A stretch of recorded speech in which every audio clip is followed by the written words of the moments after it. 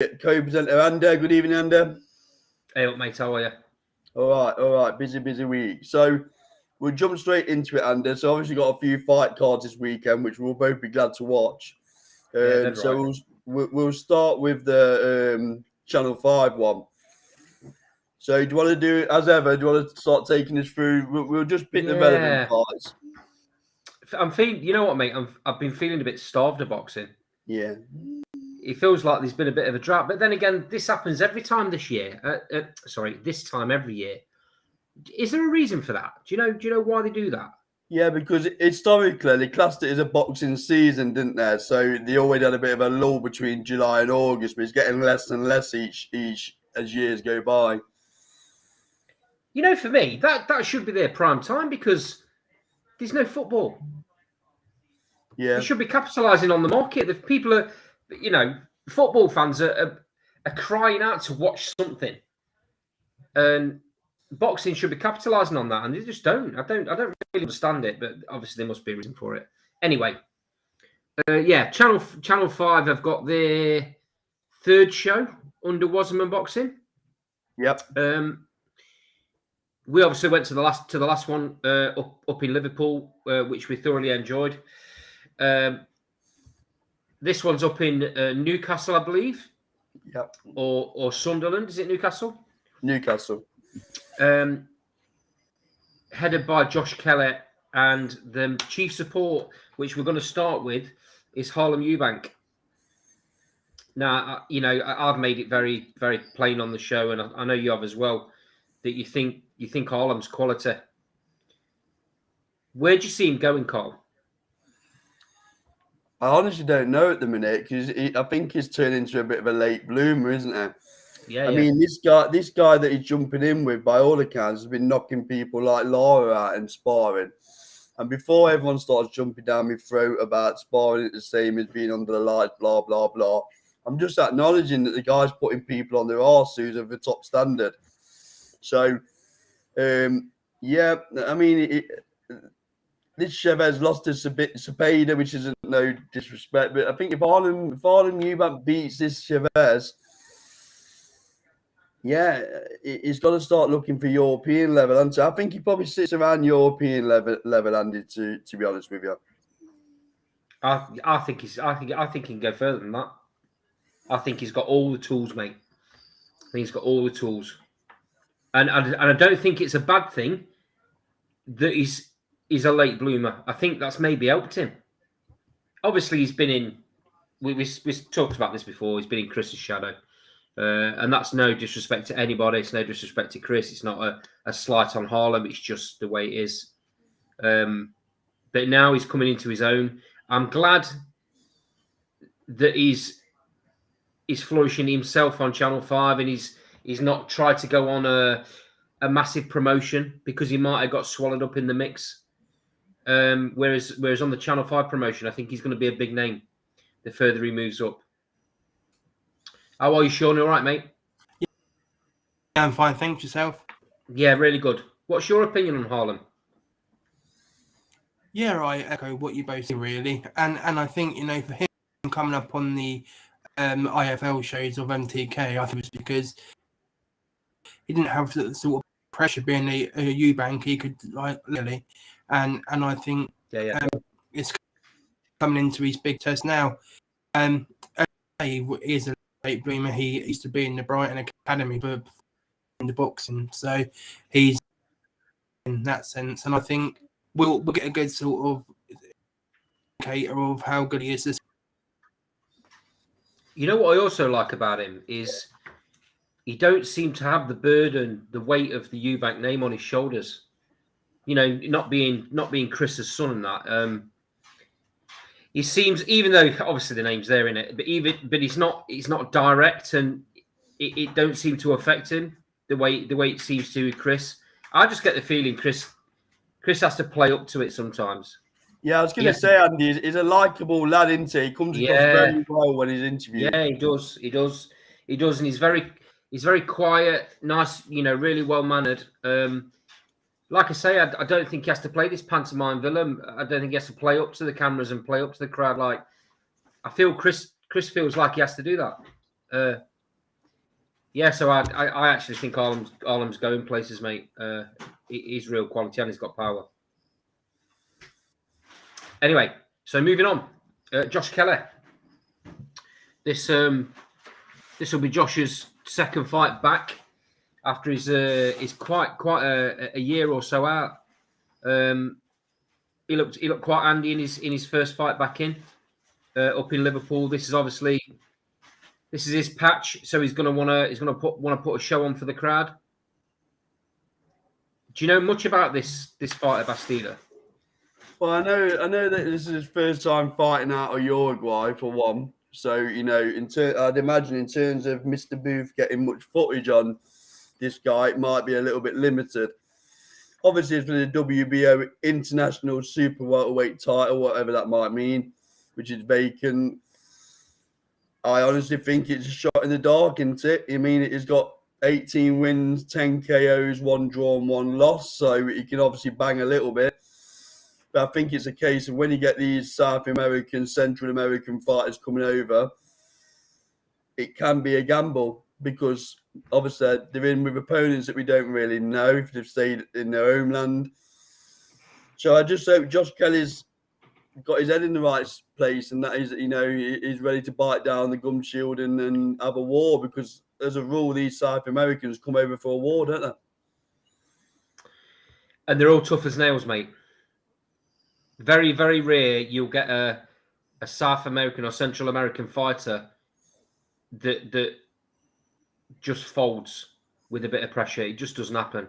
They take a bit of a beating, or they very surprisingly come out and they're loads better than everyone expects them to be. It's very difficult. It's very difficult to judge on a record when they're fighting similar fighters that are just tough as nails. You know, he's bound to have been in wars. That's just the way they fight over there. I quite like the way Josh Kelly's going about this second coming.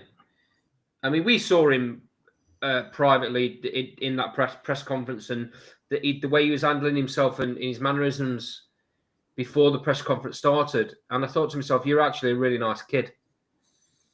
Yeah. And I think he's been handed and dealt a bit of a bum deal by some quarters of the press and some boxing fans because of what happened with the other fight. Look, there's no shame in losing to Evanesian, is there? No. Let's be honest. No. And I think moving up to Super Welter is a very, very clever move because he looked really strong. And he's got movement in that weight as well. He's got movement to do one or two things to put muscle on if he feels like he needs to. He's obviously very comfortable. The last fight was kind of a gimme fight to get him back into it. I see this one being a bit tougher, and I think he might have to bite down his gum shield at times. But he needs that. He needs that little bit of a gut check after what happened in the Evanesian fight. He needs to prove to people that that was just a bad night. You know, we're going to see where Kelly can go. It frustrates me a little bit. I got to admit, Carl, he frustrates me a little bit because I think he's got all the skill. He's got all the skill. It's just how he channels it. You can't teach someone heart, though, can you? No, and by all accounts, a lot of things went off before the Evanesian fight, and that's and maybe that's one of the reasons why the fight got cancelled a couple of times. You hear different sides from each camp, don't you? Like I said, I'm not going to batter him. I'm not going to batter him for being out for a year. I'm not going to batter him for losing to Ava because, like you say, there'll be lots of fighters and better fighters than Kelly that lose to Evanesian before he retires. I think the worst kept secret is he's going to fight Troy Williamson if he wins this fight. That is an absolutely brilliant fight because Troy Williamson's tough. He's going nowhere, mate. He's going nowhere. Kelly's going to have to be on the top of his game. I hope that fight happens because that's a great fight. Kelly's going to have to be at the real top end of his game. Very, very sharp, very quick, lots of movement. which is capable of. But like you say, there'll be times in that fight when he's got to bite down, and we're going to see what he's made of, aren't we? Sean, what do you think? Yeah, him back sort of relatively quickly. The one thing I would say about him though, it's a slight negative, but before he was sort of blowing up his arse and sort of being made to be better than what he was from people, and I at the Ebenezer was quite a bad loss in the way sort of unraveled runs up. So I think this to see where he's at and how forward he's come since then, and where he is sort of the boxing sense can go forward to maybe challenge for titles in the near future. Yeah. He was seen by Matchroom as the next golden boy from the northeast, wasn't he? Well, don't kid yourself. They sunk a lot of money into him, didn't they? Hell of a lot of money. Same as Ritson. You know, they were searching for that next, like you said, the golden boy in the northeast. It didn't quite pay off, did it? No. Do you want to pick that comment up in the sidebar, Carl?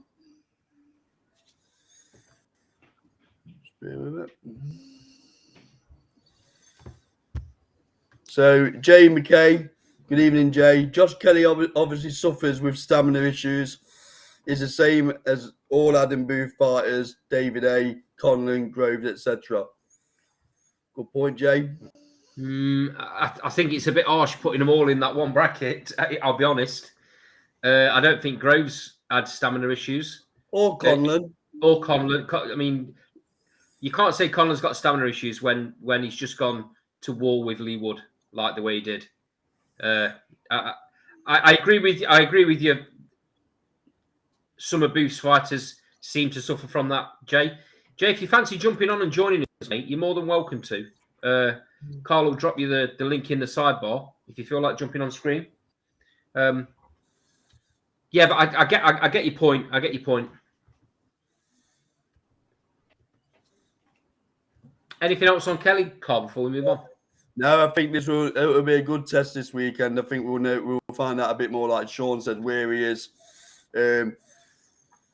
I still think he's got ceilings to his levels. Really, to be honest with you, I don't think anything's changed from when he come over from Matchroom. I don't see no real improvement with him at the minute, if I'm being brutally honest.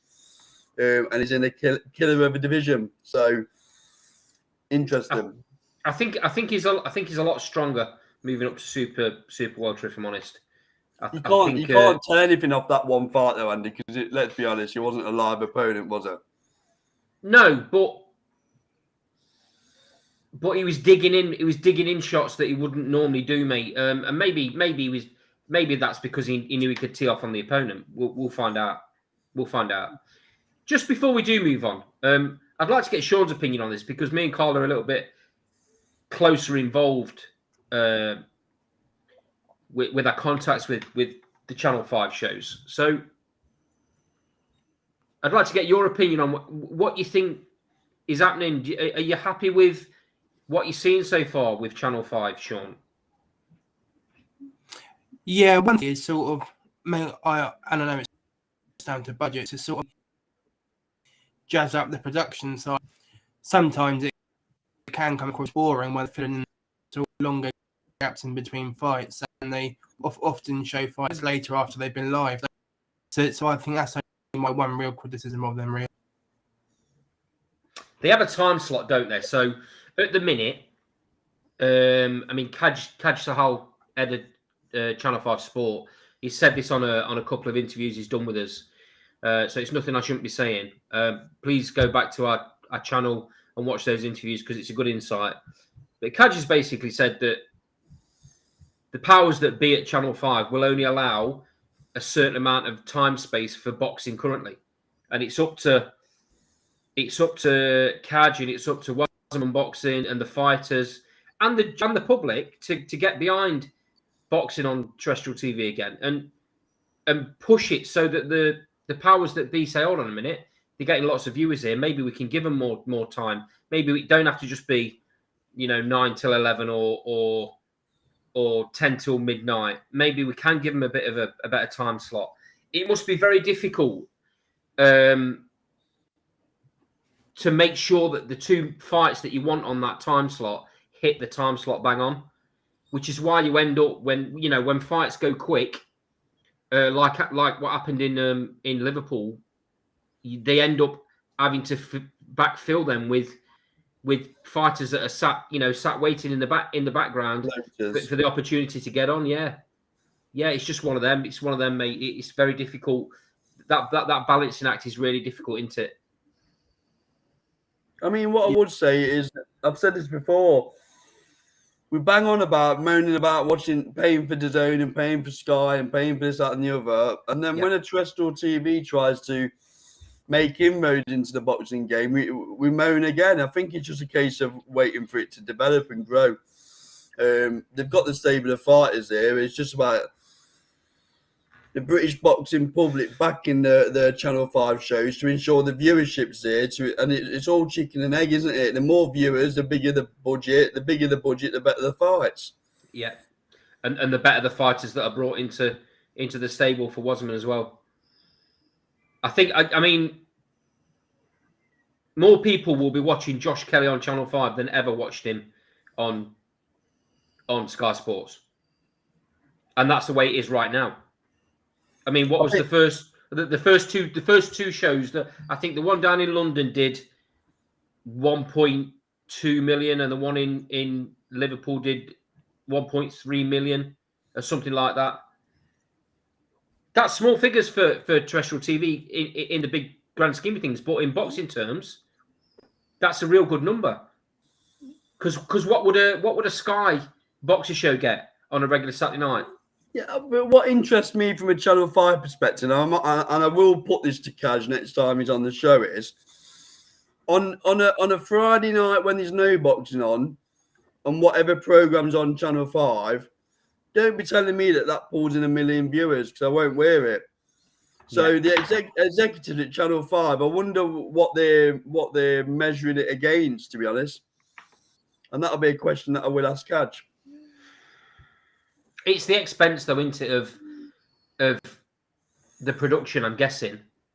You don't get that when you've got a rerun of something, or when you've got a show that's on a consistent basis. You don't have that extra expense of the production and the lighting and all of that malarkey that goes on.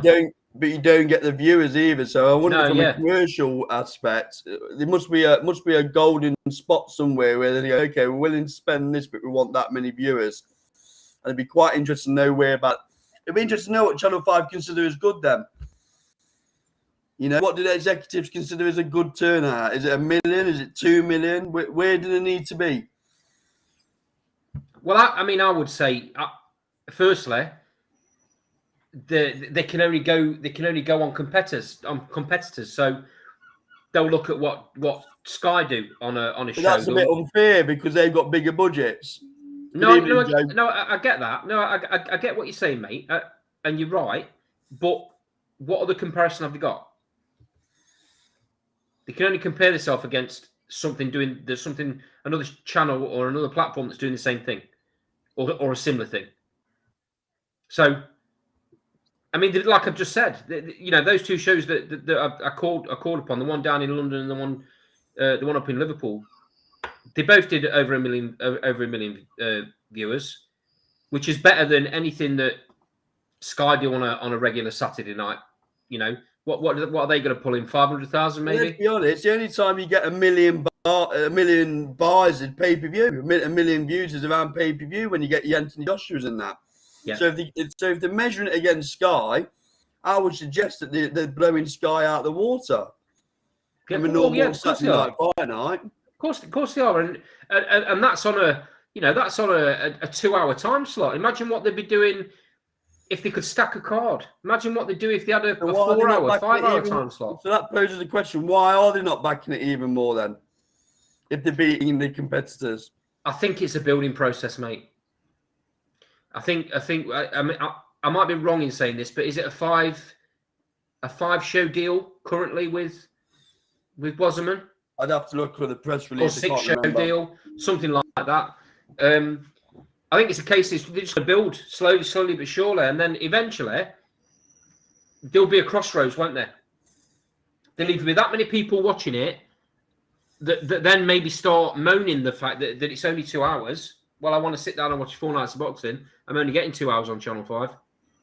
Maybe they'll start complaining, and then maybe Channel 5 will go, okay, here's another 2 hours, or here's another 3 hours. I think it's very simple from a Wasserman perspective. I think they'll turn around and say, you've increased the budget that we've got to play with, or it's just not feasible moving forward, because people aren't going to keep tolerating this level of fights. They're going to lose interest. At the minute, I think they've got goodwill, because obviously it's terrestrial TV and the fans are backing them. But eventually, they're going to want Gorman in for a British heavyweight title fight like Wardley. I think that'll happen next, mate. Well, they don't want that disappearing onto the zone, do they? They're going to want that on Channel 5. Yeah. So time will tell. So Joe in the sidebar says, Wasserman have been disappointing and 5 shouldn't have got rid of Mick. I'll leave that bit out, Joe. The shows have been shocking, in my opinion. So, Andy, what do you think? Do you think Ennis's shows are any worse than Wasserman on Channel 5? Do you think he's improved? You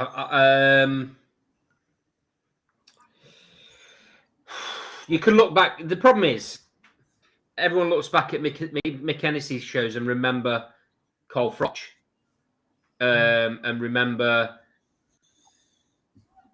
the early days of Tyson Fury, and remember, they remember them sorts of names. They're forgetting that was quite a long while ago now. Yeah, but them fighters are still in existence now, aren't there? The Pat McCormack to this world and people like that. Yeah, I think Mick Ennis did a good job, mate. But he certainly doesn't have the scope that Wasserman could potentially have. No. So do you think they've improved? So I'll go back to my question again. Let's try again. So do you think Mick Ennis did a better job on Channel 5, or do you think Wasserman are? I think it's too early to tell for Wasserman, mate. I think on the 2 shows that they've had, then I think NEC probably did a better job. And what about you, Sean? Hold on, let me finish. Well, we've had about 5 hours now. Might get there in a minute. But my point I'm making is Wasserman's such a big platform, such a big company. They could throw loads of money at it if they wanted to, and they could make it massive. They're building the stable gradually, mate. And I think they will end up being much better than NSA. The production will end up being much better than NSA's. It's just going to take time. Sean, what are your thoughts? Yeah, I think Hennessy. The other thing I would say about this, is don't forget Sauerland had the World Boxing Series on IT. If anyone knows numbers and things on terrestrial TV, it would be him. So surely, if he's doing better with 5, he can say, I had elite boxers at Usyk, for example, with the series, and these fighters and these shows are beaten. Sean, sorry to jump in there, Sean. But the ITV didn't fund that tournament, did they? No, but they still would have had to pay broadcasting rights and ties it out of their budgets. I think you're on different ends of the spectrum there, though, aren't you? In terms of boxing. Yeah, but sort of the view numbers should be sort of similar, I would imagine. So use the bargaining chip is what I'm trying to get out, I suppose, with Channel 5 to dates or pot of money or whatever. But back to the original question, I think NBC was better. Don't forget, I know it's 8 years ago, to Channel 5 when he was Val Heyman, I think he was at the time. So he did have a sort of ball, and as you say with Wasserman, they got the biggest stable, but household name-wise, not got any. Yeah, Joe in the sidebar makes a good point, and then we'll move on. Mick had 1 fight of the year and 1 contender for fight of the year on Channel 5. Very good shout. So we better move on from our friends at Channel 5. So next one is the card this weekend, the boxer card on Sky. down in Sean's neck. It is down your neck of the woods somewhere, isn't it, Sean? Bournemouth? Yeah. No? Yeah. I thought it was. So we'll do it on the Channel 5 show. I'll let Andy take this one away. Andy, over to you. So this is the show of the up and coming GB stars, isn't it? You've got Fraser Clark on there, you've got Caroline Dubois on there, and you've got the debut of Ben Whitaker, which I'm really excited to see. So we'll talk about that to start with. Rob McCracken doesn't take on professional fighters very often. It's obviously well known who he's been with before. Carl Froch and AJ, the only two pro fighters only two fighters he's taken out of amateurs into the pro game. So he's spent years and years with Ben Whitaker, and he knows him inside out.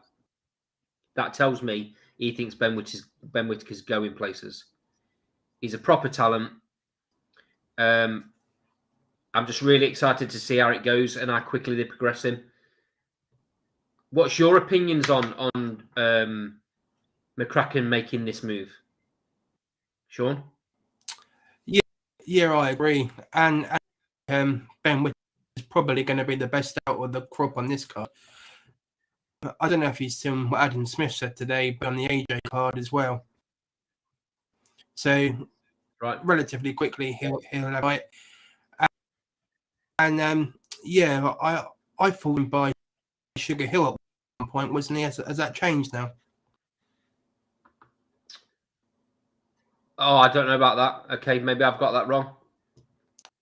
Yeah, because when he first sort of turned pro and done the whole announcement, all dressed in the Kronk colours, and I think the announcement was that Sugar Hill was going to train him. Maybe that's changed since. I'm not sure. I'm sure I saw McCracken in the background, mate, on a few of his interviews. Good evening, fella. How are you? I can't hear you, mate.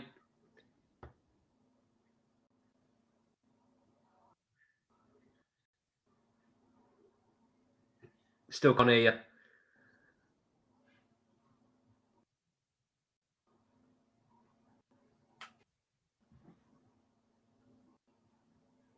I think you've got your mic turned off. Just try. Yeah, that's it.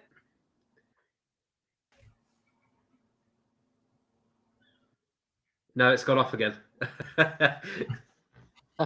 Hello. The joys of live TV. Yeah, can you got me? Yeah, I can hear now, mate. Oh yeah. I'm really looking forward to seeing Whitaker. He's a local lad, not around the corner. Really, really hot prospect out of all the Olympians from a year or two back now. He's good. Eddie Hearn's been quite vocal about how much he was the one he really wanted, and how much money Sky are going to put behind him, because I think he's a real special talent. Just on that, you just mentioned Eddie Hearn. Eddie Hearn's not winning any of these bids to get these superstars out, the amateurs, over to Matchroom and DAZN. They're all going to Sky. Why do you think that is? I think he stated in an interview maybe 6 months ago that the geezer from Birmingham who won the gold and Whitaker never got. So I think Sky are playing a lot of money, and they were dropped in it when Hearn left. Perhaps overpaying for fighters. Who knows? We look at Fraser Clark. Is in. I don't personally think so. British European level maybe, and they've paid him. But is he really worth that? So perhaps Sky are paying over the odds, and that's where fighters are going. Carl, what's your opinion on Ben Whitaker? Do you think it's an interesting one because it is being quite vocal, isn't it? And playing the heel a little bit. You know, it's a bit like Marmite, to use his own words. Some people are going to love him, and some people will detest him. I think he's got all the talent in the world. Obviously, Sugar Hill training him. Eddie Hearn's gone on record as saying Sky throwing silly money around at some of these Olympians and is not willing to pay that sort of money. I'm still of the opinion anyway, like I said last week, that I think Hearn's let a lot of them go to Sky, see who's a real talent amongst them, and then he'll poach them anyway because he's got bigger budgets. So that's my view. So yeah, I think Whittaker's probably the best of the crop, and I can see him winning the world title. Yeah. Onto a fight then, Cole, that I know you're really interested in. Joe Pigford against Rafael King for the European Super Welter, WBA European Super Welter. Yeah, so Joe Pigford is kind of done well under boxer, hasn't he? He's been given a lot of exposure and come kind of up the rails from nowhere. This Rafael King's no mug though, Ghanaian, 15 wins with 13 KOs. Yeah, I think Pigford will win. It's for the European Super welterweight title, and he's getting better the more he fights. Pigford, I think he's enjoying a bit of a renaissance. So I can see Pigford winning on points, as my view. Sean, how do you see this panning out, this fight? I have to pass on this one, I'm afraid. I'm not saying really any on Pickford, so I won't be able to tell you. Okay, fair enough. I'm with Carl. I think Pickford. I think Pickford wins the fight. Yeah, and I'm like you, Carl. I think exposure's done wonders for his confidence. He's definitely picked his game up, no doubt about it. And is it Jay who's joined us? Is it Jay? It is, yeah. Hi, Jay. What are your thoughts on Joe Pigford? Have you seen much of him? A bit here and there, but I agree with you guys. I think the exposure that he's had under Sky, confidence, and he's come on leaps and bounds, and I expect him to win on Saturday night on points quite easily without too much of a sweat, to be honest with you. If anything, like a little power or Willie when he gets to possibly, but who knows till we get there. Okay, moving on to the headliner then. Chris Billam-Smith. This is obviously his local show. Lives just around the corner against Isaac Chamberlain. Interesting fight. I was a little bit surprised when this was made for Billam-Smith's first fight on Sky. But I do think he's got a lot to prove. I think he's going to be a little bit annoyed at the way things happened with Matchroom and the way he was. Let's have it right. He was tossed to one side.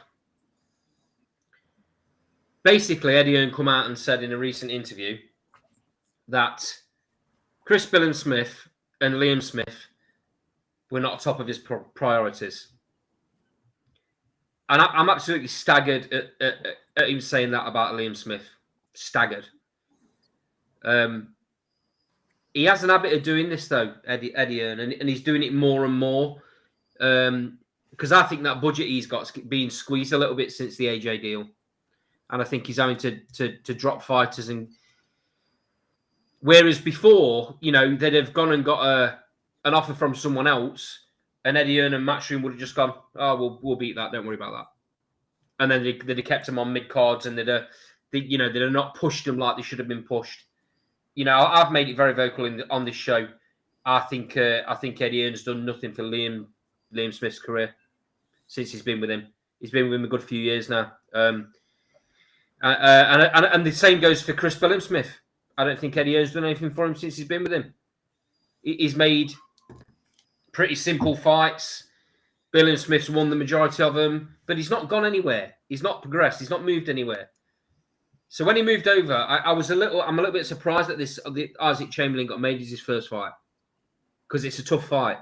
I know Chamberlain's been out for a considerable amount of time, so ring rust might play a bit of a factor. Jumping straight over to you, Jay. How do you see Billam-Smith approaching this fight?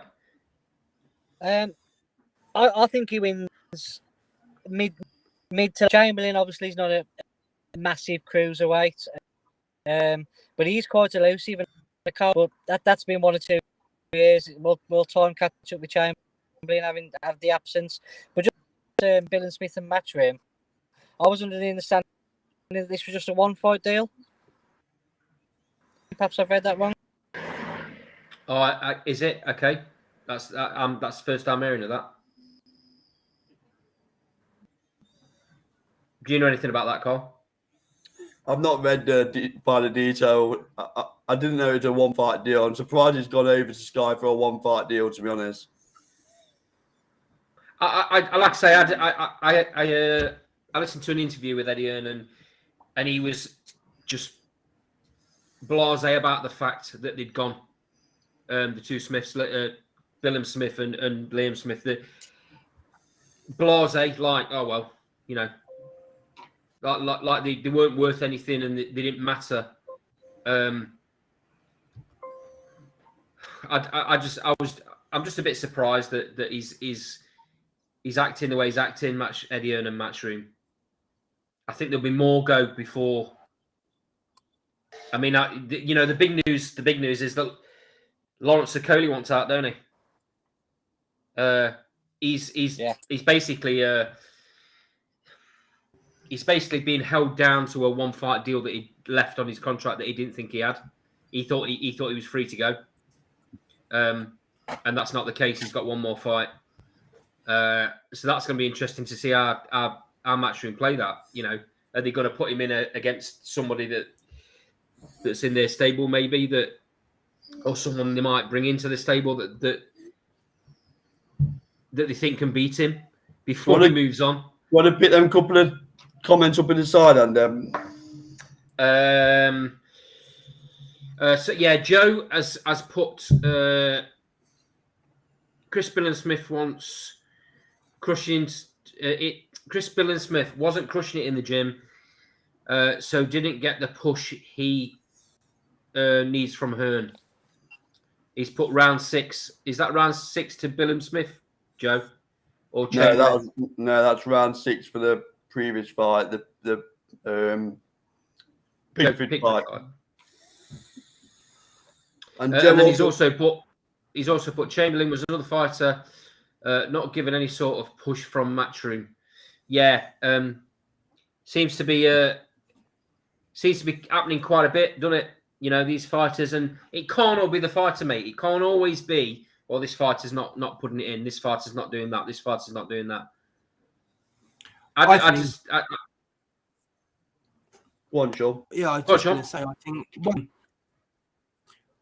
people aren't seeing it as a common thing, particularly with the three of Shane McGuigan. And Shane McGuigan, I know not for a fact, but I've heard that he likes the ultimate sense if people are managed by other people, as you've seen with Okoli, he's managed. He's trying to get them to leave them as well. So I think McGuigan's much a control freak in that sense. And you can't say things like that. You can't say things. Andy will get upset. Andy's a fanboy. Don't say anything about McGuigan. But yeah, that's just the way I see it in the lines. And if he hasn't got the final say, he almost spits these toys. And we've seen it before when he had fighters with Frank Warren, and he's gone back with Matchroom. Now he obviously take all his fighters from them. And I think in terms of them going, maybe Liam Smith's is an exception. Not big tickets. I mean, Okoli can't sell out the bottom. Bilham Smith, the arena in Bournemouth is only about 3,000. So you can see why they don't bring as we were talking on Saturday. Bilham Smith's not particularly a good interview. He's a bit bland. Matchroom want fighters, especially now, is to push them and have Karen, and I think that's a problem that they've got. And I do like the way, in fairness to Eddie Hearn, the way he says, look, Liam Smith's been offered a boatload of money there from Boxer. I can't compete. So, you know, for the good of your career, off you go. And Chris Bilham Smith has got no profile, has he? So I'm not having that with Liam Smith, mate. I'm not having it. Eddie Hearn's done nothing for him. in the time he's been there. Well, I'd Nothing. argue, we'll get on to Liam Smith, but when you look at his previous opponents, you look at the opponent that Ben Shalom just announced, I'd probably argue the fact with you. Yeah, I get your point on this opponent, but that's not going to be the case going forward, is it? I think He's got no track record. I think this is a welcome back to Sky fight. But Liam Smith don't need that, does he? He wants a world title. He wants them now. But he's not going to get the world title first fight back, is he? So It doesn't work like that. It doesn't work like that, mate. Well, Eddie Hearn didn't get it in, did he? He's left Eddie Hearn, though, so we can't blame Eddie Hearn no more. Eddie Hearn chucked him to the Wolves in Russia and then didn't back him up. Well, I'm not saying that's what Eddie Hearn did for look Liam at Smith. his opponents. If Eddie Hearn would have put him in against this geezer he's fighting who I've never even heard of, we would have gone absolutely loopy. I agree with you. I don't think it's a very good fight to make. Completely agree with you. But to be honest with you, the other option on the table was Eubank, and that's a ridiculous fight. You know, moving up 2 weights or let's take a roasting to Glasson off for a minute. Liam Smith's been let down by every single promoter that he's been with. That's the truth of it. And I don't think Ben Shalom's going to do any better for him than the others have done because he hasn't got the pull. So let's see. We will see. I think the question is, will Liam Square Garden again? And I think the answer is no. And Eddie Hearn delivered that for him. Although it wasn't a world title, he's support on one of the biggest cards of all time. I don't. Yeah, you're breaking up a bit there, Jay. I don't know whether it's for everyone else. I think Jay makes a good point. He makes a good point. But the problem I have with that, Jay, is Liam was begging for that fight for the best part of 2 years, and the only reason he got that fight was because he had to fight someone that was well beneath his level in a Liverpool derby. That was the only way he was getting that fight. He had to fight Fowler first. Can Ben Shalom deliver a fight of that level? I think the answer is no. So it's early days for Ben Shalom, isn't it? It's. But Liam ain't got time to hang around, has he? We've had this conversation before, and me and you differ on it. And I think Ben Shalom is going to be a very, very good promoter. He's got the backing of Sky, mate, which is a gigantic vehicle, and they've got the money. If they believe in Liam Smith, he will get world title fights. I don't think they have got the same budget as they used to have with Matchroom. I think it's they have me. No, I think it's widely known that. No, the CEO from Sky at the time, I forget his name. Was it Barney Francis? Yeah. He's no longer now at the head of Sky, and I understand the new CEO hasn't got the same appetite for boxing as Barney did. So I think you'll find the budget that Boxer have got is nowhere near the one that Matchroom have got. Eddie Hearn's gone on record and saying year on year that budget was getting lower and lower and lower and lower. So that's where my concern comes in. You know, if he did have the money, Liam Smith would have been in with a lot better opponent than he's got this on that September 3rd or whatever. Let's have it right. There's other fighters who are a bigger name that he could have brought over. You don't know what's happened. You don't know, do you? You can't say that because you don't know. You don't know what's happened behind the scenes. They might have tried to get somebody in quick. This is you know, they've obviously wanted to capitalise on the announcement. They didn't want to announce him and then have him sat for a couple of months while they wait to get an opponent ready. So they've obviously tried to capitalise on it and got an opponent in as quick as possible. I think that's all it is on this one. I'm not going to look any more into that, any more into it than that. For me, well, here's a question for you and Sean. Then, if he would have stayed with his own, would his next fight have been against a better opponent than what he's got? Go to Sean first. Yeah, I actually think there's of Gilbert and fight if they really wanted to. Never. Because same with Demetrius on Andrade, and especially if Eubank fights Conor Benn, which is looking likely, it's going to be a Andre, then do Liam Smith any good? Really, is it? I mean, I don't think he'll win that fight myself, but it just seems like the battle between Sky and DAZN, it's just sort of shun each other, and it doesn't really sit well with fans when we're not seeing what we hope to see. And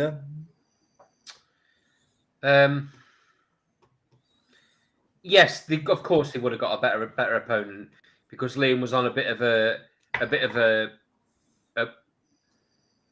streak, let's say. But would they have gotten the world title fight? No, I don't think they would have. I don't think they would have pushed the budget out for him, mate. Eddie Earn's. Hold on a minute. Out of Eddie Earn's own mouth, these two fighters that have gone to Sky were not my priority. He would not have paid. He's obviously been made promises, hasn't he? Liam Smith's a shrewd guy. He's been around the boxing game for a long time. All the family. He's obviously been given assurances regarding what his fight is going to be. However, with a caveat, I just hope that Ben Shalom can deliver because he can't afford many more fights like this. There's no point having these takeover fights. I take your point on it. They might want to get him out quick, blah, blah, blah. Yeah. But the next fight must be a meaningful fight, stroke world title fight. If it's not, then we've got a problem. It has to. Well, his next fight has to be a top 5 opponent.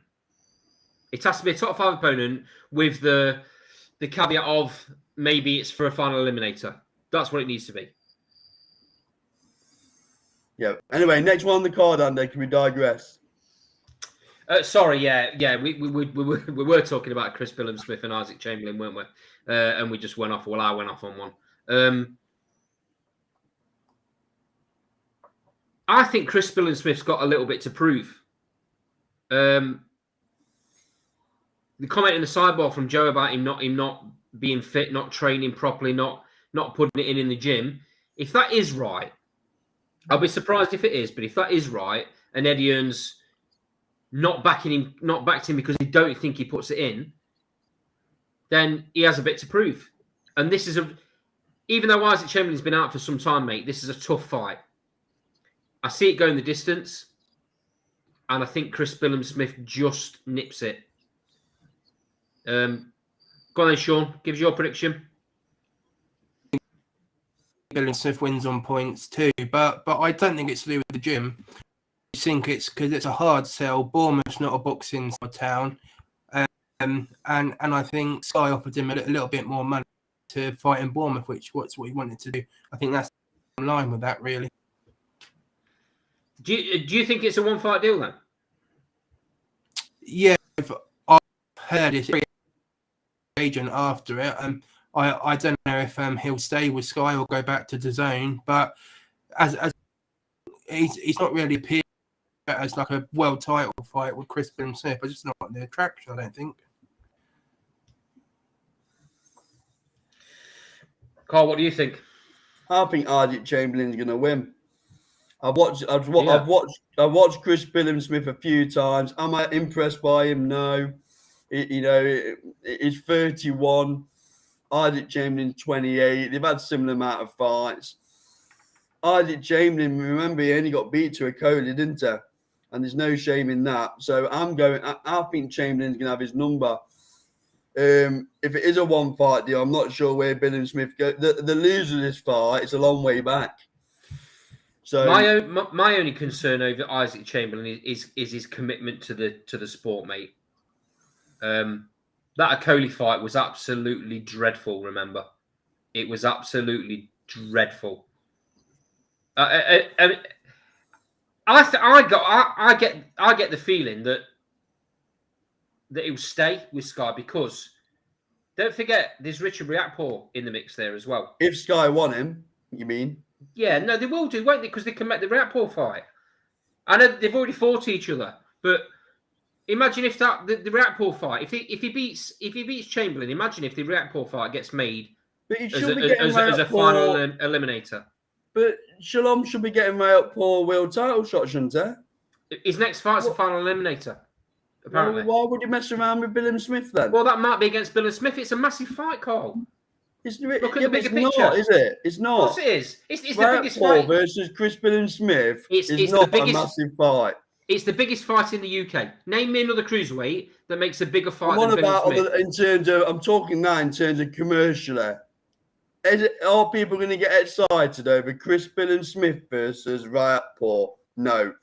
Riot Paul is still building his profile. No one knows him. He can go on Sky Sports News as many times as he wants. He's still got no profile. He's not a great talker. So can you imagine Bilham Smith and him having a pre-fight press conference? All right, then. You can make jokes of it as much as you want. I'm not making jokes of it. I honestly think it's not a big fight. Do you think it's a big fight, Sean? No. It's the biggest fight in the UK. No. What, boxing wide? No, cruiserweight. No, but I'm talking about the wider boxing scene now. I'm telling you, that is not a big fight. Cruiserweight is a poor division, right? We've been through this 1,000,001 times. The number one and the number two fighters in cruiserweight, the cruiserweight division in the UK, are Bilham Smith. How do you define a big fight then? What measuring do you have as being a big fight? The only thing that beats that fight is a world title fight for either of them, and they're not going to get that next fight. But when people, so why not? When people are deciding to watch fights, Andy, they don't go, "Oh, what weight is it?" They just say, "Am I going to watch that fight? Do I know who they are?" And the question to that is no and no.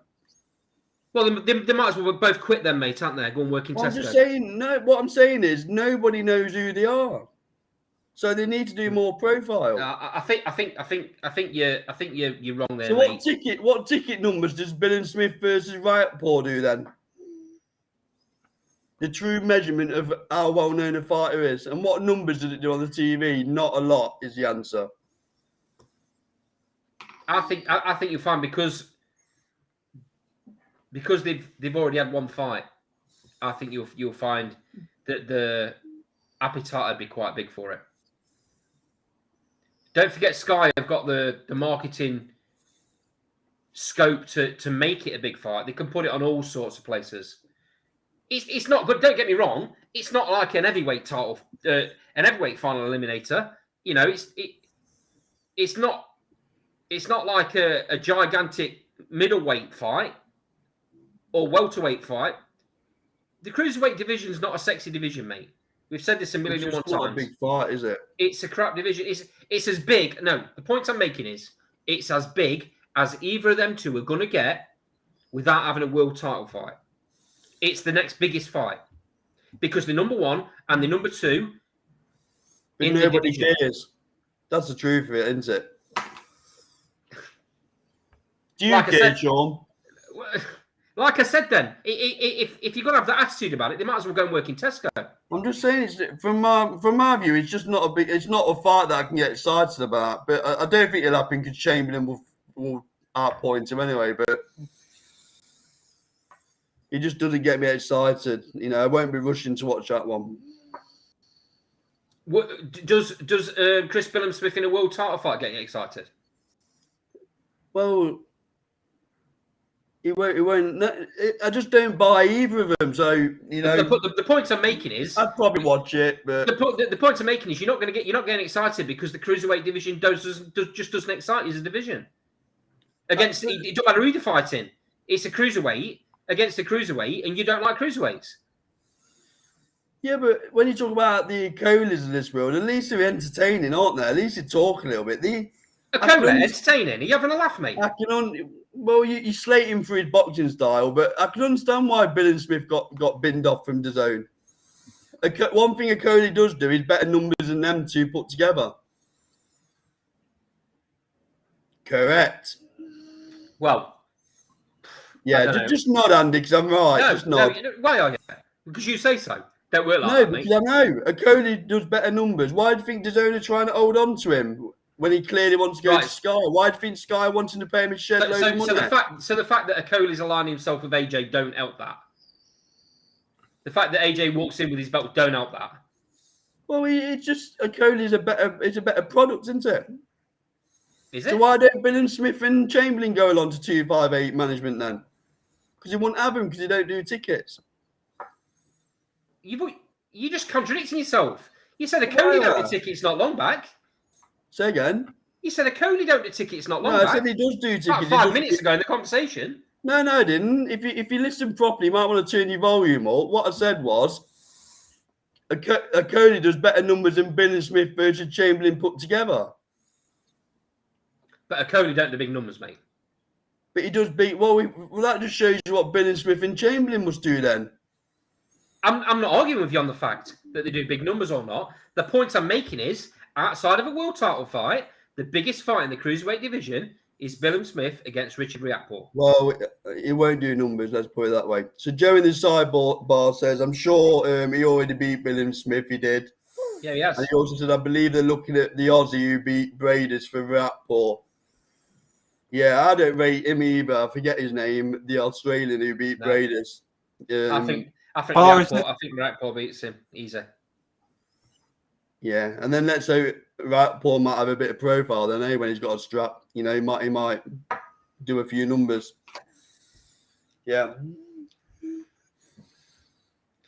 You know what? You're not giving Sky and Boxer the opportunity to build these fighters, mate. You want instant glamour. How long's Riakporhe been with him now? How long's Riakporhe been with him? You're a fanboy. You tell me how long. Riakporhe, I don't know exactly. Riakporhe's had a long two time. or 3 fights since this deal. 2 fights. Since More the than Boxer 2. Deal. More 3 than fights 2. max. More than 2. And he's in a poor division. So let's go back to the point. If Shalom, Sky, and Boxer are serious, and let's remember he was their flag bearer at that time, they would have had him in with a world title shot. They haven't managed it, which again brings me back to the point. I do wonder about the budget from Sky. You can't just. They're not all Eddie Earn, mate. They haven't all got bottomless pits like DAZN. You just said DAZN haven't got a bottomless pit because the budget's being cut. So what Boxer have tried to do with Richard Riakporhe is they've tried to get him into a mandatory position. And that's what they've now got him at. He's sat at number 1, isn't he, with one of the divisions. I don't know which one. But he's now in a position where he can fight for a world title because they don't have the budget, as you've already said. Sky don't have the budget. They don't have the budget to just turn around to a world champion and go, don't worry about your mandatory. Don't worry about your number 2, number 3, number 4 in your rankings. We'll give you boatloads of money. Just come over and fight our fighter. It wouldn't be a boatload. It wouldn't be a boatload of money, though, would it? If the Australians can get Benavidez over to Australia, you know, which it obviously isn't quite a lot better boxing. Don't tell me they pay. Look, we've already said the cruiserweight is not a great division. It wouldn't involve a boatload of money. So, like I said, I bring it back to time will tell, and sure, we'll give him 2 or 3 years to build a world champion. But I expected a little bit more from Shalom from what he's delivered up to now. That's the only point I'm making. The jury's out for me on him. I think you're being harsh. I think he needs more time. I think he's a better promoter than you're giving him credit for, and I also think he's got more chance of working with other promoters around the world because he doesn't have the ego that Eddie Earn's got. He's got a much better chance of working with other promoters around the world to make. Well, he's already had a spat with Warren. What was that over the Fury card? The Joe Joyce and Parker debacle, wasn't it?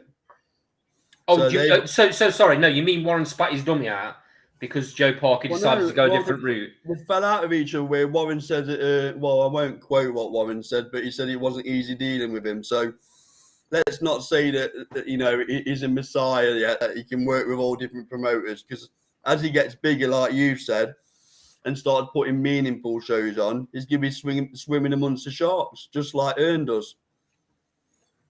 So time will tell. Okay, moving on. What we got next, mate? I think we need to do a show on Ben Shalom.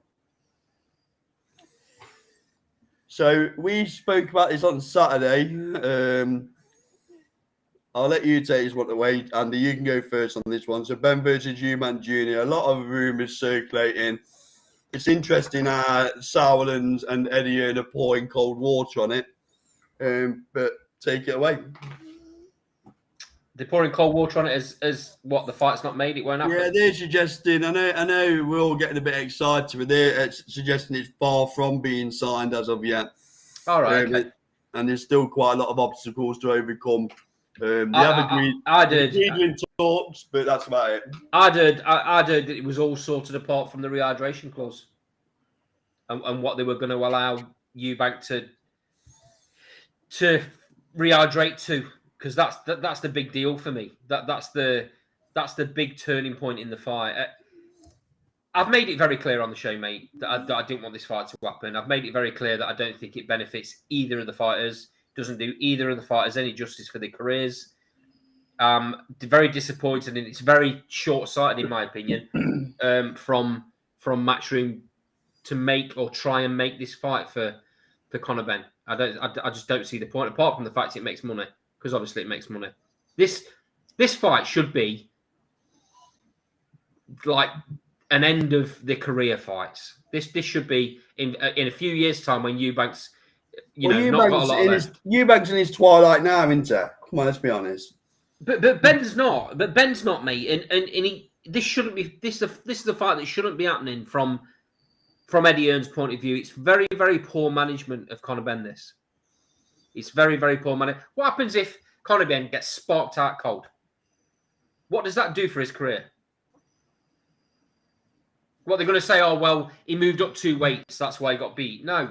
That isn't going to wash. So let's say the fight's been made. Is it a spectacle? Yeah. Is it going to be interesting in the build-up? Of course it is.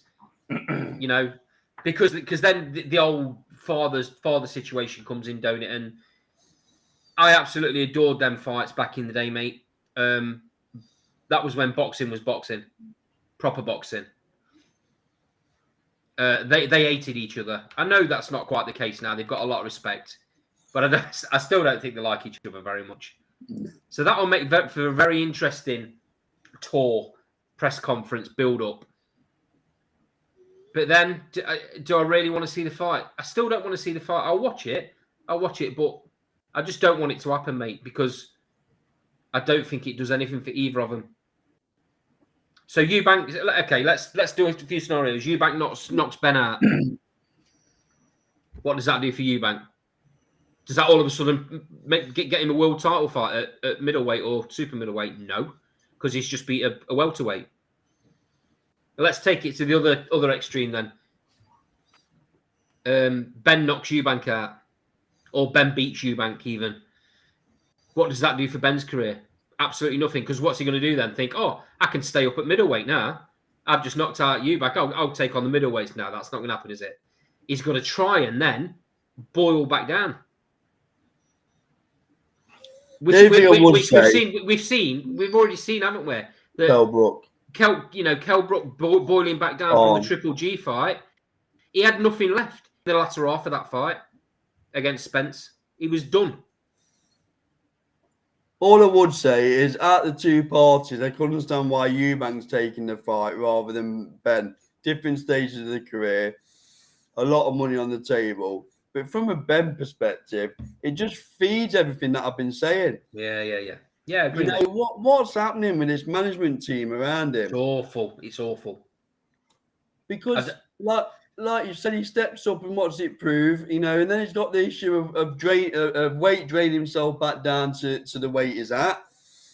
And I can't help but think McKinson's shown him how it's done next weekend when he jumps in. Yeah. If McKinson wins that fight, there's only one name he's going to be calling out, and that's probably Ben for the money. So, yeah, I don't know what you think, Sean. I know we touched on it Saturday, but it's a bit of a circus for me. And I'll be honest, that's how I see it. It's a circus. Yeah, I do.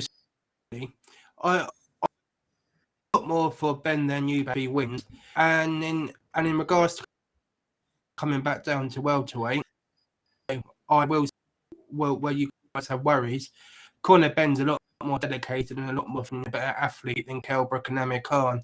Yeah. So I don't think that one's ever really been the problem. I agree. The problem he has if he gets knocked out or has a bad loss. it's interesting that Eddie Hearn said, I think it was yesterday, that Conor Benn's fight is on the October the 8th, and it's going to be pounds of it, regardless of Eubank or if that's the welterweight. So, I mean, as I said, per view, and they're talking about Thurman. But yeah, it's just a bit with this now, and it with them cold water on it. I mean, they must know.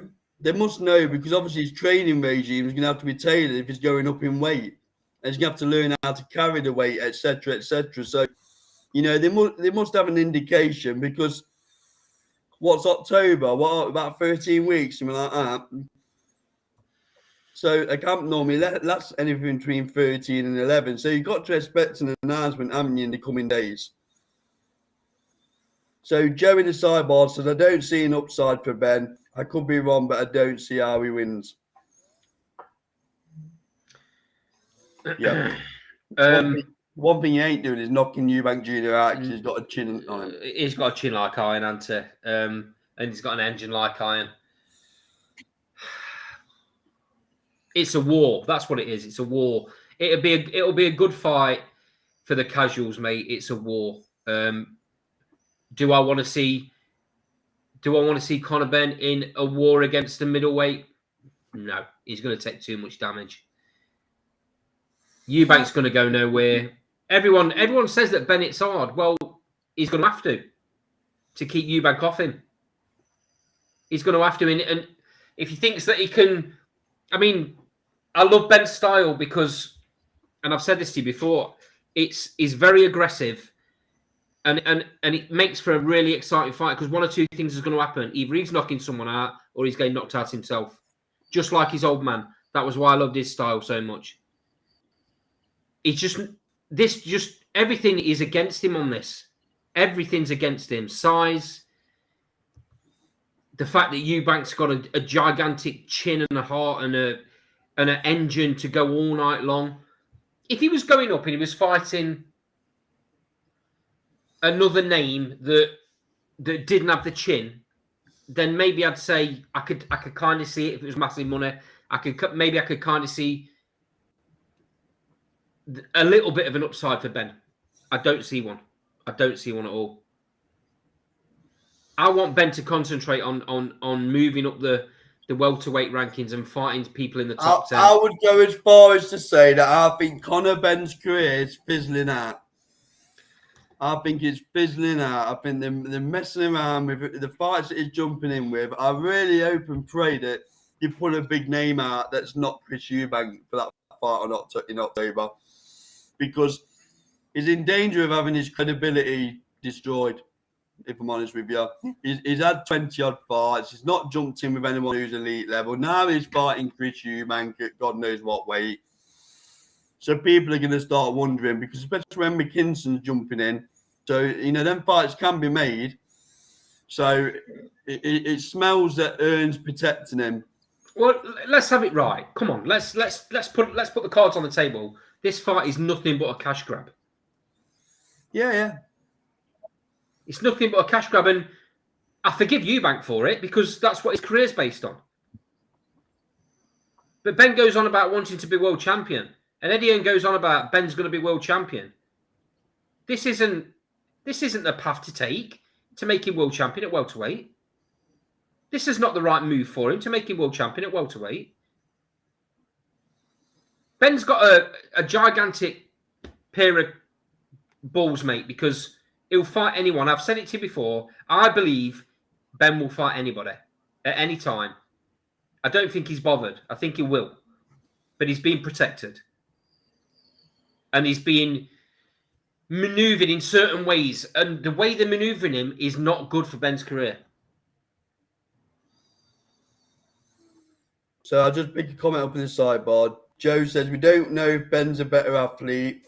Has he been in with nobody? Can't be putting Ben's name up with Khan and Brook. I agree. At the minute, I agree.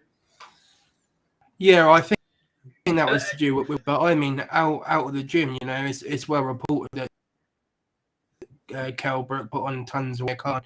And Conor Benn's someone that would do that, so that's where I was coming from with that. No, I hear you, Sean. Yeah. I can hear your side of it, and I can hear Joe's side of it. Let's just. What I will say to what Joe said there is, Kell Brook was in his absolute prime when he went and fought Triple G. Absolute prime, and it ruined him. Now, don't get me wrong. Chris Eubank Jr. is not Triple G. He doesn't hit like Triple G. He's not going to do the damage like Triple G. But it's still a damaging fight for Ben. I don't think Conor Benn gets near Eubank. I honestly don't think I don't think it will be a war. I think Eubank will jab and move and just keep him at range and have an easy night of it. No, I don't think that's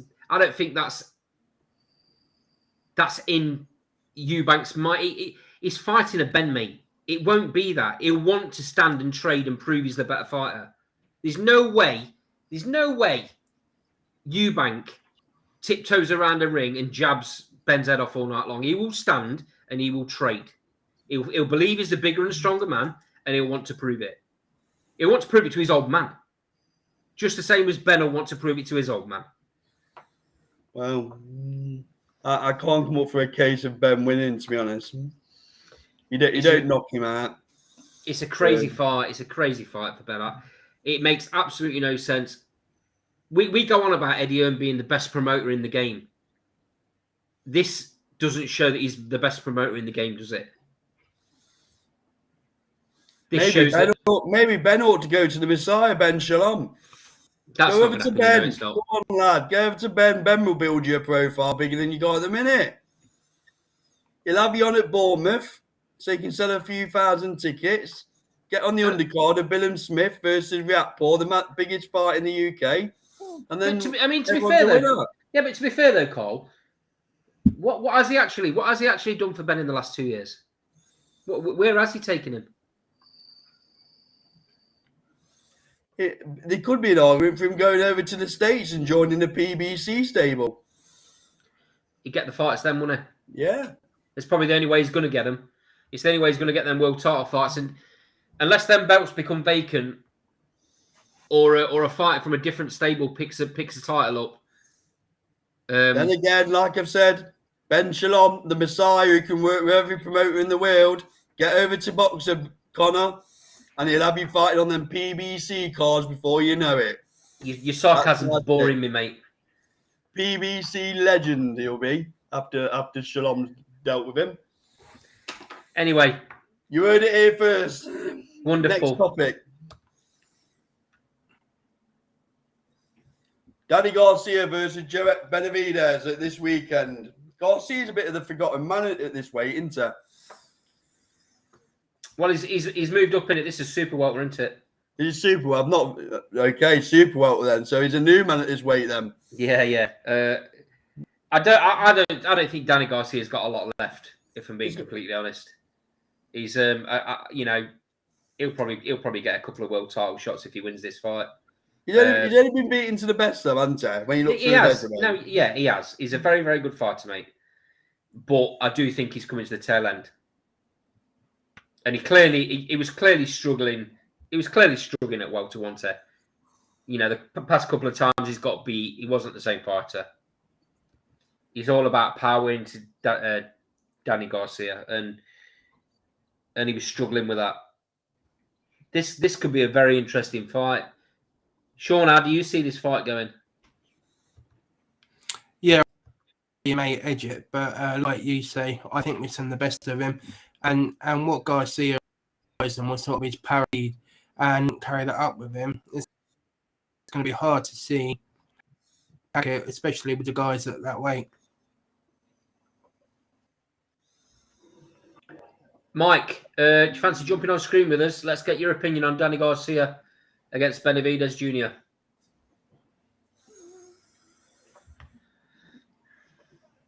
I mean, I don't know much about this Benavidez, if I'm honest with you. I don't know whether you guys do. Not massive amounts, mate. I know he got beat to Crawford, didn't he? Which, again, is no disgrace. Yeah. So, yeah, Joe's obviously... Joe's taking the mick there a little bit, I think. I'm not sure he's a Ben fan.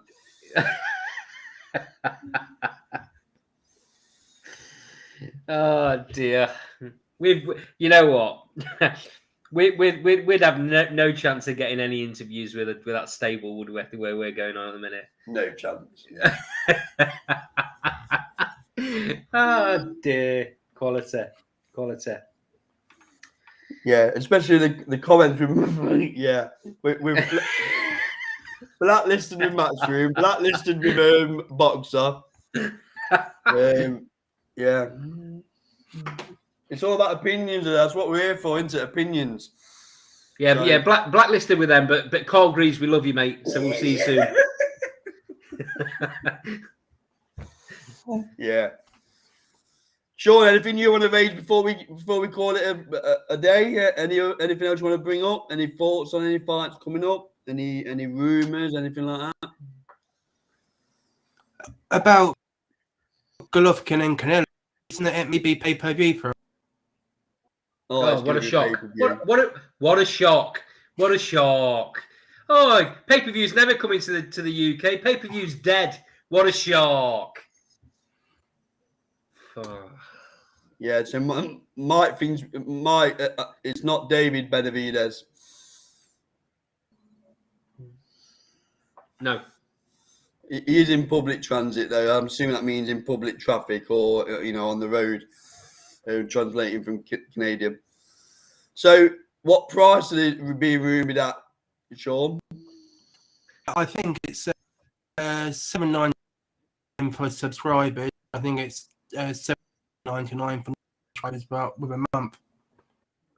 Right. And interestingly, it's been confirmed that AJ versus Usyk is going to be on Sky, hasn't it? Has it?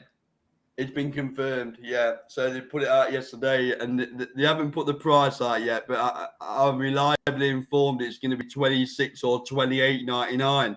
Sean, you better get your piggy bank off that shelf. Yeah. But the DAZN powers that be, are absolutely going to love that announcement, aren't they? They're going to love it.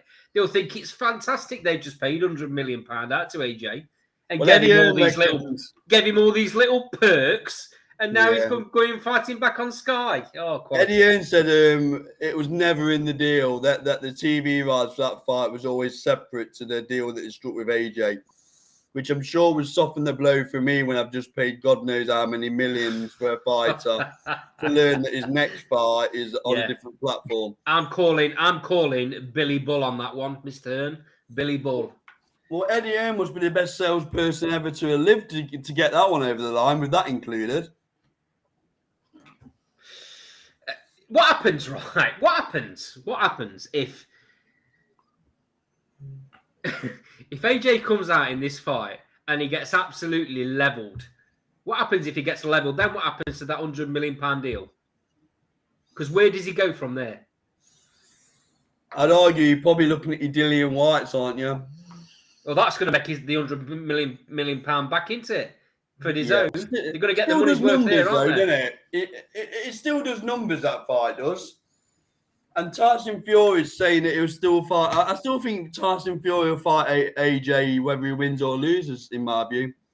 You know what? All joking aside, Anthony Joshua, apart from Tyson Fury, is the biggest name in world boxing.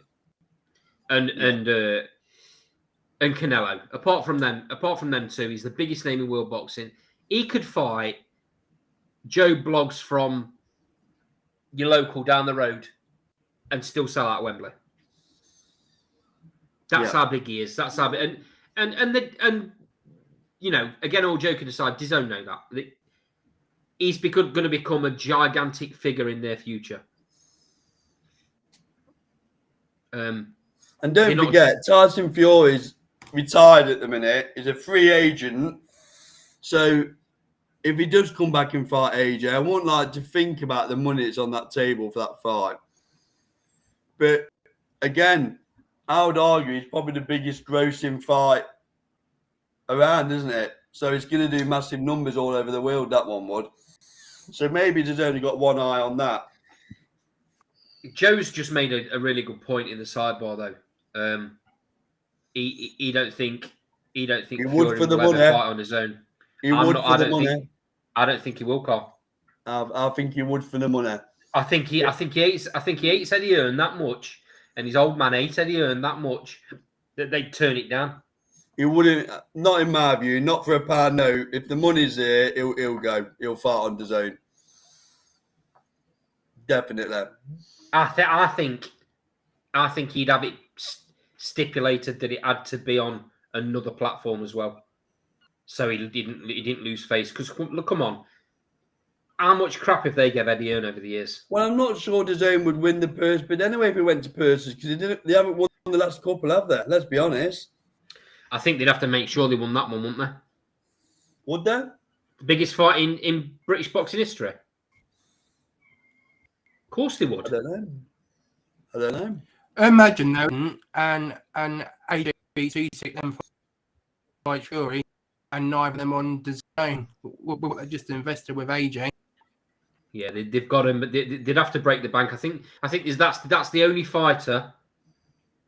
That's the only fighter they would break the bank for, mate. I've had it on very good authority that, Fury doesn't want any Usyk fight because it was all ready to go with step aside money in place for Dillian White and whoever the other one was. And Fury didn't want it. So I'd be surprised if he ever steps in the ring with Usyk. Well, it was AJ one that was meant to be taking step aside money, and Dillian White was meant to be taking step aside money. Yeah, AJ and Dillian White. So they could have the undisputed. Yeah. Why do you think that is? I know that he says, "Oh, I'm not fighting him because he's a blown up middleweight." Blah blah blah blah. Do you think, realistically, Carl? Do you think? I don't know. Fury, is my answer. Do you think Fury realizes that he's actually a dangerous fighter? No. And any given day, he could beat anyone. I don't know. See, I don't agree with that statement because he doesn't beat Tyson Fury on any day of the week or any version of him. So I don't know why, to be honest with you, because I don't think he thinks anyone can beat him. Never mind, as he calls him, a blown up middleweight. I don't know, Andy. I don't know, to be honest, because I think he schools Usyk. He schools him. Sorry, I've just seen a comment in the sidebar from Joe. AJ asked for an extra $5 million at the last minute. I read that. I think Joe's right. What is it? Are we still talking about the step aside here? Is that what he's saying? I think I read that, Joe. I think that, yeah. Wow. So what was he actually getting before the extra $5 million? I'm not sure if that was ever published. 10? I know there's a lot. Was he getting 10? Was he getting 15? Was he getting 20? A lot. Do you think that was just AJ scuppering the fact that he didn't want anyone to become undisputed before him? No, I think AJ might have considered it and then worried about his credibility. Right. Because obviously, as a fighting man, especially when Tyson Fury's come out and says, I wouldn't take step aside money for any amount. And also on the fact that he went over and fought Klitschko for very small money, like he's mentioned. I think it might be just a case that he changed his mind. I think he was very close to taking it and changed his mind. He wanted 15 million. Jesus. 15 million to sit on your backside and because in that contract, the step aside contract would have been that he would have fought the winner, surely. Yeah. It's almost as much as Sean's on, isn't it, Sean? 15 more like. Don't be modest. I know we've already touched on this, but let's just finish on this topic, the Liam Smith fight. First and foremost, Cole, Liam Smith has come out and said that the whole package and what Sky and Boxer have offered him was the best package that was on the table, which is why he's gone. Do you think that it's the right move for Liam Smith? I'll give an Andy answer here. Only time will tell. Because obviously, Liam Smith's a very shrewd guy, like I mentioned earlier. So he wouldn't have taken this decision like that. I'd assume there's some clauses in that contract about level of fighter. Right. Because at the age of Liam Smith, he's admitted himself that he's coming to the twilight of his career, although he still feels fresh. So he's not going to be happy with this level of opponent, I can tell you that much, because it does him no favours. It's a no-win fight in my view. He blows him out in one round, people say, you know. So time will tell. But I'd like to know how many fight deal it is, because I've not seen that anywhere. That'll be interesting. But Liam Smith had to go, because like Eddie Hearn said, he offered him a boatload of money, and money he couldn't match under the zone. So you can't blame him for going from a commercial aspect. I wish him, you know what I think about Liam Smith, Andy? I think it's absolutely brilliant. I think it's mustard. Yeah. Same here, mate. And I know Joe's saying that the lad took out Eggington in two, Smith took 5. But come on, Joe, don't start putting Eggington in the same league as Liam Smith. I won't wear it. Liam Smith is levels above him. And I'm telling you, Liam Smith will take this guy out early. So time will tell, Andy. So, and let's see what Ben Shalom, the Messiah, can do for him. So, I mean, Liam's stopped short of bad-mouthing Eddie Hearn and bad-mouthing Matchroom. That's not his style. That's not his style. That's not his style anyway. Also, regardless of whether he wants the door to be open in case this doesn't work out. That's not his style anyway, though, mate. Regardless, no, you know, none of that shenanigans. That's not his style. He's not. No, it's not. He's not that sort of person, not that sort of fighter. From what I don't know him personally, but from what I've seen of him and the way he handles himself, he's not that type of character. But he has to be thinking, surely, just like we've said, he has to be thinking to himself, I've got to move on. I've got to do something different because I've been promised this, that, and the other, and nothing's ever come about. I think Joe said in the sidebar earlier on, when we were comparing Eddie Hearn and Frank Warren, I think he said, well, at least Frank Warren got him a world title and got him a Canelo fight. I just, he would have been offered the world, mate, when he went to Matchroom. They would have said, we're going to get you this, we're going to do that, we're going to do the other, you're going to be world champion again, you're going to be this, you're going to be that. And nothing's materialised. The biggest fight he's had is the last one against Vargas. And he had to jump through hoops to get that and fight. The only thing that does surprise me is during the Anthony Fowler fight, Liam Smith was very quick to say, I only want the big fights now because I struggle to get motivated for the let's call them smaller fights. So again, with that in mind and how shrewd the Smith family are and Liam Smith, this must just be in the contract. As this is like you said, a welcome to Sky. Let's get you out. But I'm telling you, the next fight has got to be a big fight. It's got to be an eliminator or something, or even a world title fight. There must be them clauses in there, or I don't believe he would have gone. Let's have it right. Liam Smith would have had more than just boxer offer on the table. Jack, I don't agree with that. Good evening, by the way. Father fight was bigger than Vargas. I don't agree with that, Jack. To be honest, depends where you're talking, Jack. Are you talking domestically in the UK or are you talking worldwide? I'm not sure I agree with that. So I'll be amazed if Liam Smith hasn't got assurances in that contract about level of fight.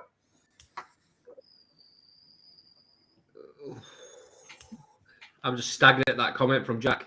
Jack, I think you ought to jump on for 5 minutes and justify what you put there because I'm struggling with it.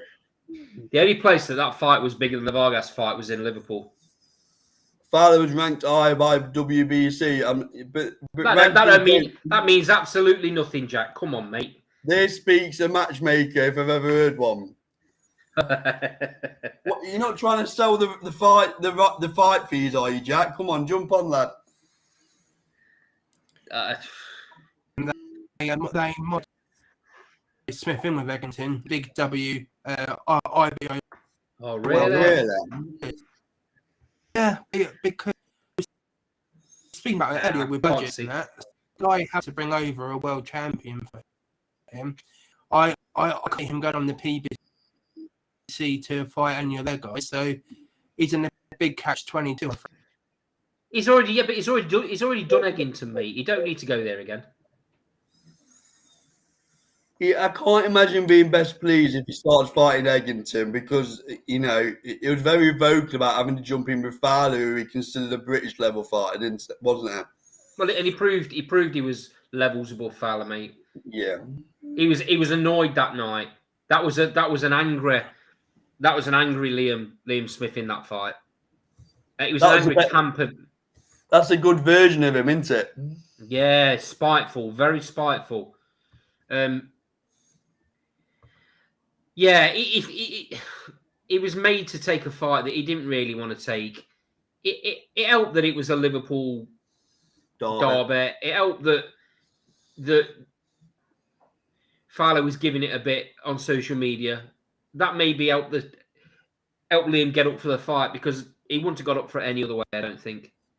Fowler knew what the score was. He was beaten before he got in the ring that night. He knew what was coming. Well, that was basically Eddie saying to Fowler, "Well, go on then, prove yourself. I'll put you in against the best in the country." And pause and come on then, Jack. Straight in. Let's hear it, Jack. You're on mute, which is probably the best idea after that comment. You're on mute, Jack. You're probably talking more sense now than you will in a minute.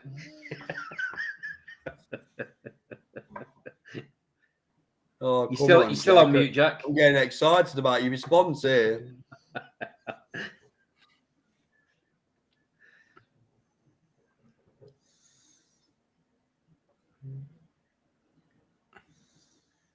You know why it was?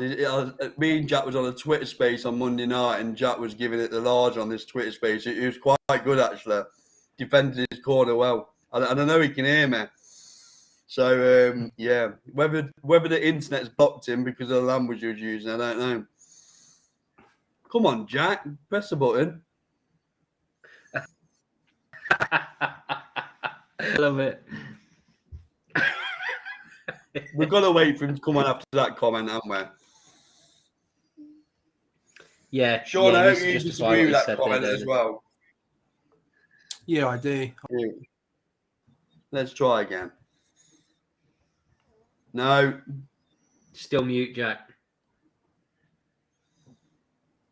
Press the volume button, Jack. Am I giving an IT lesson over that spell boxing?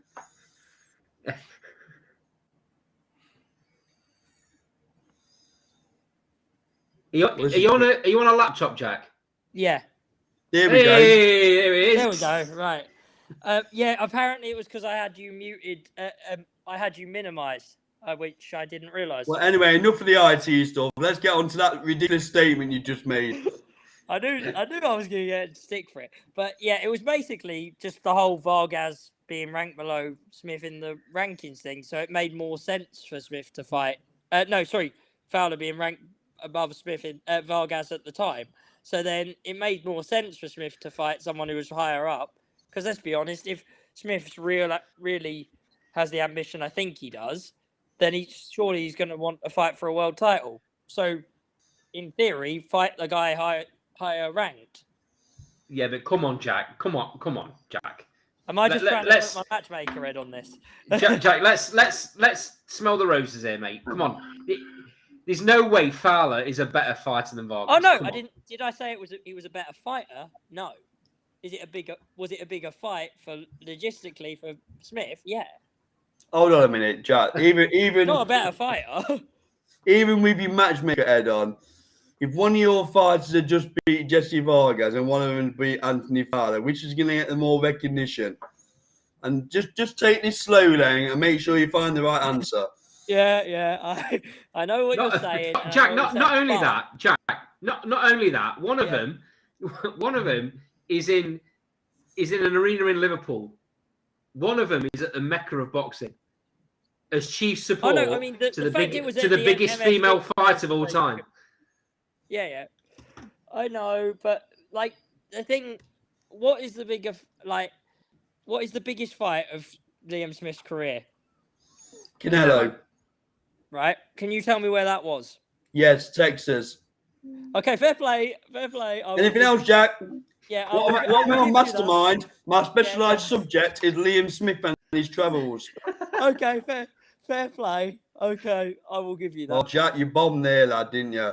Yeah, I genuinely did not expect you to know that. To be fair. Well, that's what does that say about my boxing knowledge? Then you insulted me alright, even alright, I'll more. give you credit. Look, Jack, you're not on a Twitter space now. You know we can see. I can see the white of your eyes. Yeah, I know. Now, I kind of basically was just going off the ranking thing. That's the only thing I was judging that off. You have a point about like the MSG thing. To be fair. This is the bit where you put your hand up and you go. Yeah, My yeah. name I'll is put Jack. I'll put my hand up. Yeah, go on. Yeah, it probably was a bigger fight. It wouldn't. I mean, the venue had a lot to play in that, though. It's not a massively bigger fight. It's just the venue. It being at MSG. Of course it is. does Of course play it into is. Of course it is. Where's Fowler known worldwide? I know he had a good amateur pedigree, but in his professional ranks, how well known is he outside of even Liverpool? Bizarrely, in American Easy. Twitter, amongst American boxing fans, weirdly more than you'd think. What, more than Jesse Vargas? No, not more than. But that's like saying, is Jesse Vargas known more to British fans than Anthony Fowler? Probably not. Outside of Liverpool, quite possibly. To be honest, were you? I don't know if you were at the Fowler fight. It was almost like Fowler was fighting in an away corner because Smith had so much people on his side that night. I was there. It was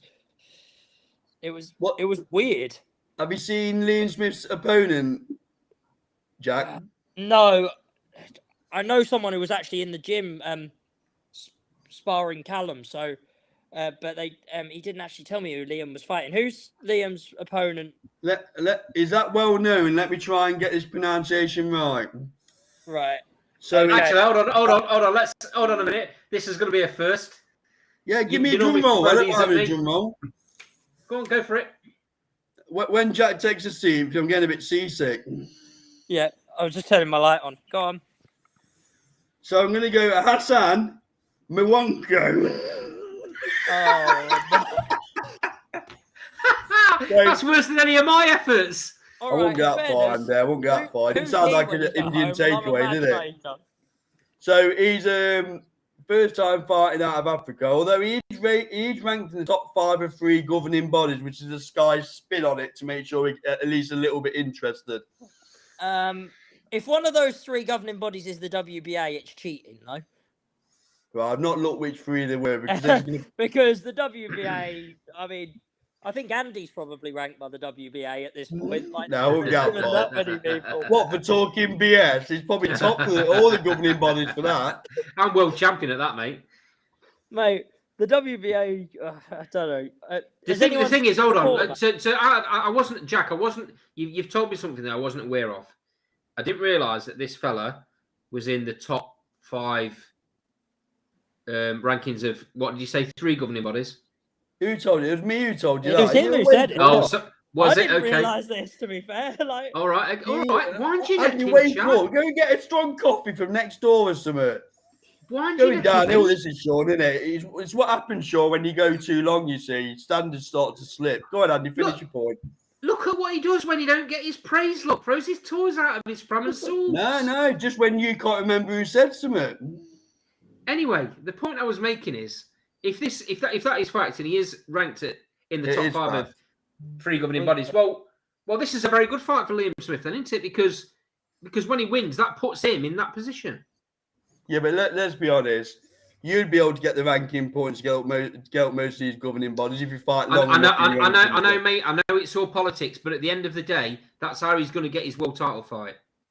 who's he affiliated to that he's somehow ended up, without fighting outside of Africa, in the top 5 of all the governing bodies? I think he's been out of Africa twice. Because he came over and fought Eggington, and he's fought somewhere in Russia as well. Did he beat Eggington? He did. I don't know So I don't know why I'm asking that, because I mean it doesn't give me any clue if he's any good or not. Let's not be putting Eggington anywhere near Liam Smith, or I'm just gonna finish the show if someone says that. I like Sam Eggington, but the fact he's like even the IBO world champion is a shock to me. Sorry, what governing body is that? It's IBO, isn't it? Let's not be too disrespectful. Eggington is always no. in I like wars. Eggington. He done Channel 5 proud, didn't he? He had a couple of right barnstormers on Channel 5. Let's be honest. Yeah, you've been a bit unfair there. No, I'm not saying that sarcastic. I'm saying that you know what you're getting from Eggington, don't you? I'll tell you the fight I would love to see: Sam Eggington, Mason Cartwright, because neither of them are in boring fights ever. You can't keep doing what Eggington does. You know, it's good to watch, but you can't keep going back to the well like that. Yeah, but Cartwright does the same thing if you watch the Troy Williamson fight. So it would be an absolute barnstormer if those two ever fight. Yeah. So but Jack, I think Eggington wants to fight himself, effectively. We're about to finish, Jack. So let's have a bit from you. What are you up to then, Jack? You got any busy at the minute? I'm busy-ish. I've got a lot going on August, September time. I'm doing a little bit for a show in Northern Ireland. Yeah. Because I thought I'd expand out. I don't know why. Bit for a certain friend. Looked at some opponents for a certain friend of your show. I'm not going to say. I can work out who that is. Yeah. Yep. Would that be September, Jack? What was the date? Right. I'm not going to say the date because I don't think it's publicly announced yet. No, I don't think it is. And I only know. I just got asked, could you find an opponent by this date? And I'm like, possibly. I don't know. I would have to ask about. But yeah. And I've just appeared on the podcast of the UFC fighter Paddy Pimblett, which I think I said to you in that space the other night, didn't I? You did. When's that going out? It's out. It's out now. It's on Spotify and on YouTube. So it's worth a watch. Well, I think it's worth a watch, but then I'm in proper, it. So proper character, Jack, isn't it? Oh, he is. He's really nice, even on and off camera. To be fair, he's great on and off camera. I shouted my socials out in it, and now every 5 seconds my phone keeps going off because people keep following it. It's good. All the socials and stuff. So it's quite cool. So how did that come about, Jack? The podcast. So a friend of mine, he was asking for people to go on the podcast, and my friend sent it to me as a screenshot, and I went to him, look, as a joke. I said, "Oh, tag me in that. See if he'll have me on." Because obviously a verified tick on Twitter. So I thought, well, at least click on my profile to have a look who I am. And I was on holiday in Spain, didn't really think much of it. And about 20 minutes later, I got a thing popped up. Paddy Pimblett has replied to your comment. And I thought, oh, yeah, he's probably just replied like a thumbs up or a wink or whatever. He's like, "I'd love to have you on. Can I DM you?" I was like, "Yeah, sure." So we went back and forth and he gave me a couple of dates. I couldn't actually do the first one because I was at the very first one. I was at Scott's show with you. I was at the show with you. You've just been a bit rock and roll, weren't you, Jack, by saying, you didn't want to come across too desperate, did you? So you said, I'll sack him off the first one. The next one I was at somewhere else. Then he was away somewhere. Then eventually we got it worked out. So it was actually done before his fight. So everyone keeps putting on, oh, he's back on the suite straight away. Well, that's a bit worrying because that photo was taken before his fight.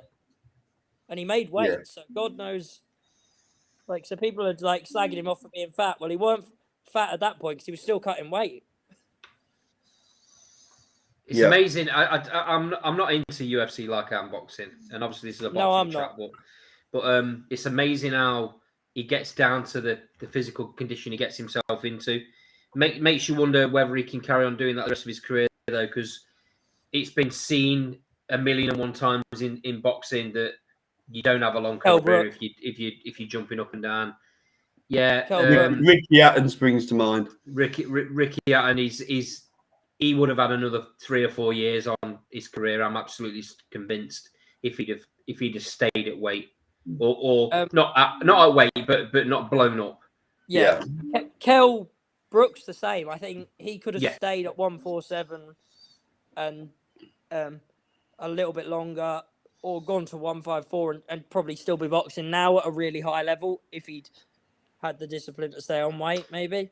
I think to be fair, Ricky Hatton, boxing didn't have the science that it has these days. Even in Ricky Hatton's fighting time, it'd be a different ball game with Ricky Hatton today. It'd be on it, I'm sure. I agree with you. I think Hatton would be a different animal today. Go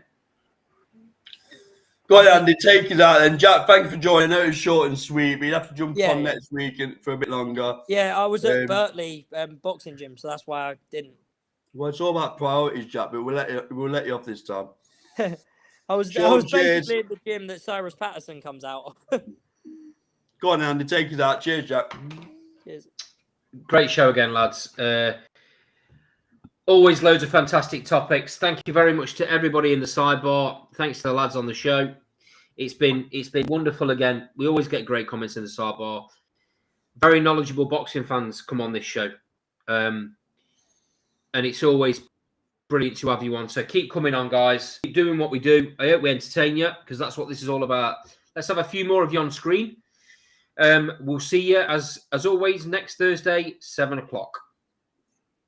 Adios.